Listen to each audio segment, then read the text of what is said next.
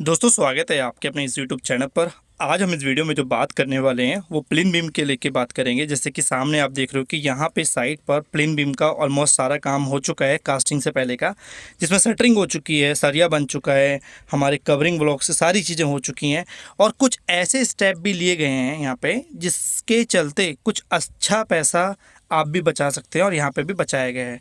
और हमें जो चीज़ें ध्यान में रखनी होती है वो ज़रूरी हो जाती हैं जब आप एक घर को कंस्ट्रक्शन कर रहे होते हैं और उसमें जब आप प्लेन बीम की बारी आती है, यानी कि ये एक सब स्ट्रक्चर का पार्ट है। अगर हम फाउंडेशन के लेवल पे ही सारी चीज़ें ध्यान में रख लेते हैं तो हमारे घर का जो नींव है वो मजबूत बनता है। और प्लेन बीम की जो इंपॉर्टेंस है, जैसे कि आप देखेंगे यहाँ पे काफ़ी सारे कॉलम आपको दिखाई दे रहे होंगे। इन कॉलम को आपस में बांधने का जो काम करता है वो हमारा प्लेन बीम करता है, जैसे कि आप देख रहे हो।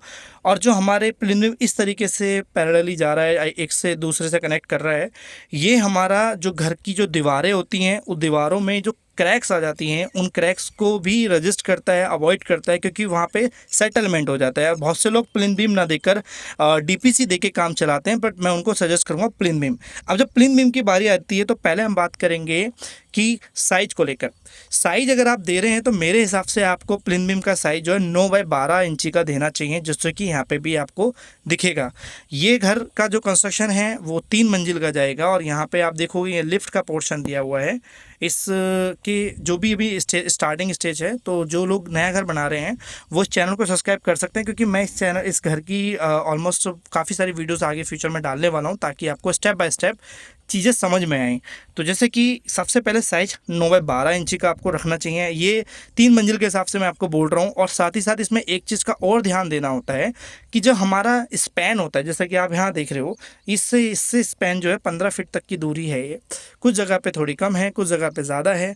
तो वहाँ मैं आपको बोलूँगा कि आप ये ना सोचें कि 9x9 के इंची से काम चलाएं, तो क्योंकि जितना ज़्यादा साइज़ बड़ा होगा उतना ही ज़्यादा लोड और स्पैन को वो रजिस्ट कर पाएगा। तो आई थिंक आपको साइज़ क्लियर होगा, 9x12 इंची का आपको रखना चाहिए। देन उसके बाद हम बात कर लेते हैं सरिये को लेके।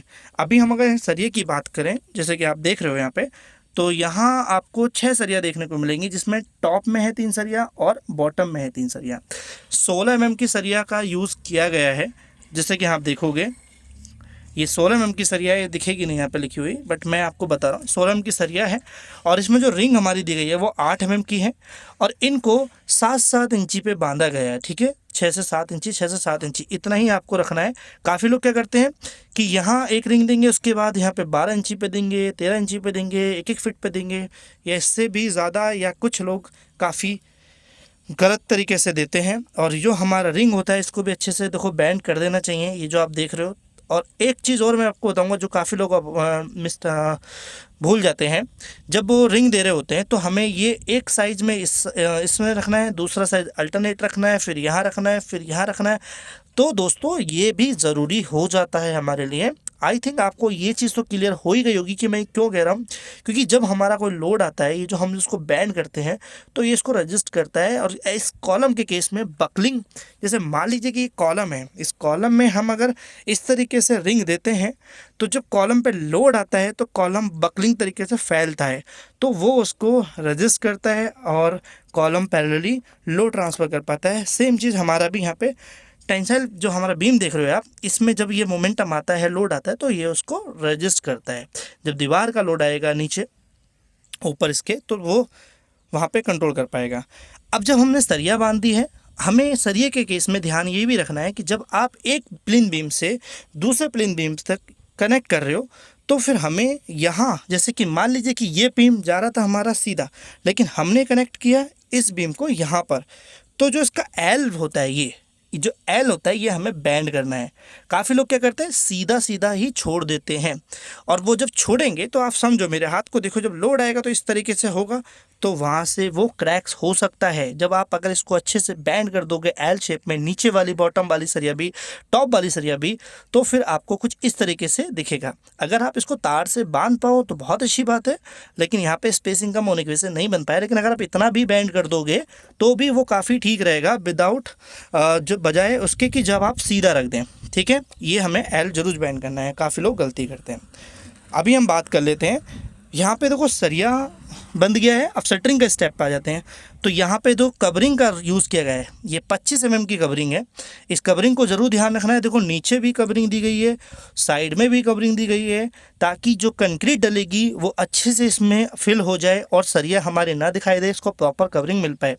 काफ़ी लोग इसको क्या करते हैं कि बस इसमें सरिया हमारी और जो शटरिंग है वो चिपक जाती है, सरिया और शटरिंग चिपक जाएगा तो कंक्रीट नहीं जा पाएगा और उसको कवरिंग नहीं मिल पाएगा। या कुछ लोग सिर्फ ईंट की डली लगा देते हैं या टुकड़ा लगा देते हैं और वो जब वाइब्रेशन होता है तो वो निकल जाता है। तो ये हमें नहीं करना है। अभी हम बात कर लेते हैं, ये तो आपने जाना जो कि बहुत ही ज़रूरी चीज़ थी स्टेप। अभी मैं आपको एक चीज़ बता दूं, जैसे मैंने वीडियो में बोला था, यहाँ पे कुछ ऐसे स्टेप भी लिए गए जिससे काफ़ी अच्छी कॉस्ट जो है वो रिड्यूस की गई है। तो क्या कारण है जिसके लिए आप अभी तक वीडियो में बने हुए हैं, तो वो भी हम आपको बता देते हैं। जैसे कि आप देखोगे यहाँ पर आउटर में तो ब्रिक बॉल दी गई है। जैसे कि आप यहाँ देखोगे ये ब्रिक बॉल आप देख पा रहोगे, ये ब्रिक बॉल है पूरी, ये ब्रिक बॉल है आउटर में, यहाँ है सब में नीचे ब्रिक बॉल दिख जाएगी। लेकिन कुछ जगह पर जो इंटीरियर है यानी कि सॉरी इनर साइड में जो वॉल है हमारी, वो नीचे फाउंडेशन में नहीं दी गई है। वो क्योंकि अगर आप नीचे वॉल में फाउंडेशन देते हैं तो फिर वो नीचे की नीचे रह जाती है और वहाँ पे हमारी काफ़ी ब्रिक्स लग जाती हैं, लेबर लग जाती है और पैसा लगता है। लेकिन हमें यहाँ पे ध्यान ये भी रखना है कि जब आप इस तरीके का स्टेप ले रहे हैं तो अच्छे से पहले मिट्टी को फिल कर देना है, बहुत अच्छे से कंपैक्शन कर देना है। पानी डाल के छोड़ दीजिए, काम आपको अगर कुछ दिन रोकना पड़े तो रोक दीजिए, लेकिन अच्छे से कंपैक्शन हो जाए। लेयर वाइज लेयर आप कंपैक्शन करें ताकि बाद में मिट्टी ना बैठे। अगर बाद में बैठती है तो प्रॉब्लम होती है, लेकिन अगर आप अच्छे से कर लेंगे फिर यहाँ पे जहाँ जहाँ आपकी वॉल जा रही है वहाँ भी आपको कंपैक्शन करना है। उसके बाद यहाँ पे आप देखेंगे तो कुछ यहाँ पे जो ब्लास्ट हैं, जो हमारे मोटे मोटे पत्थर होते हैं, वो यहाँ डाले गए हैं। डालने के बाद उसको भी अच्छे से कंपैक्शन किया गया है। जैसे कि आप यहाँ देखोगे, यहाँ पे जब उसको अच्छे से बाइबाइट कंपैक्ट किया गया है, देन उसके बाद यहाँ पे पीसीसी की गई है। वो पीसीसी आप देखोगे 2 इंची की मोटाई में यहाँ पे पीसीसी सारे उसमें की गई है और जितना हमारा बीम का साइज है चौड़ाई में उससे ज़्यादा की गई है दोनों साइड। जैसे कि आप यहाँ देखोगे ये चीज़ें, तो आप खुद सोच सकते हो कि इतना अगर ब्रिक वर्क हम नीचे करके लेके आते तो काफ़ी कॉस्ट हमारी काफ़ी कॉस्ट बढ़ जाती। लेकिन यहाँ पे उस चीज़ को अवॉइड किया गया है। अब यहाँ पे काफ़ी लोगों के माइंड में डाउट हो सकता है कि अगर हम ब्रिक बॉल नीचे करते हैं तो उसमें एक बेनिफिट ये भी है कि सॉइल जब कभी सेटल होती है तो हमारा अलग अलग जगह से नहीं हो पाती है। अगर आप ब्रिक वर्क करते हो तो उसका बेनिफिट होता है। तो मैं आपसे ये कहूँगा, अगर आप मिट्टी को अच्छे से कंपैक्शन कर लोगे तो वो दिक्कत आपको नहीं आएगी। जैसे कि आप यहाँ देख पा रहोगे, ये इतना पोर्शन है, बहुत अच्छे से कंपैक्शन किया गया है। काफ़ी दिन काम भी छोड़ के रखा गया है और देखो अभी भी काम बंद हो रखा है। उसके बाद यहाँ पे इसको जब पूरी तरीके से कंपैक्शन कर दिया है, फिर यहाँ पे ये स्टेप लिया ताकि वो कॉस्ट कम कर पाए। तो आप चाहें तो ये चीज़ कर सकते हैं कि ब्रिक वर्क को थोड़ा अवॉइड कर सकते हैं। ज़्यादा बड़ा स्पैन है तो वहाँ पे आप कर सकते हैं, लेकिन छोटी छोटी जगह में तो अवॉइड करें। यहाँ आप देखोगे ये वॉशरूम के पार्टीशन है, तो वहाँ पे हमें प्लेन बीम दे दिया है ताकि वो दीवार भी इस पर कैरी लोड कर पाए। तो आई होप आपको ये क्लियर हो गया होगा कि प्लेन बीम देते समय क्या बातें ध्यान में रखनी है। बाकी कास्टिंग की बात करें तो कास्टिंग में आपको M20 रेशो यूज़ करना है।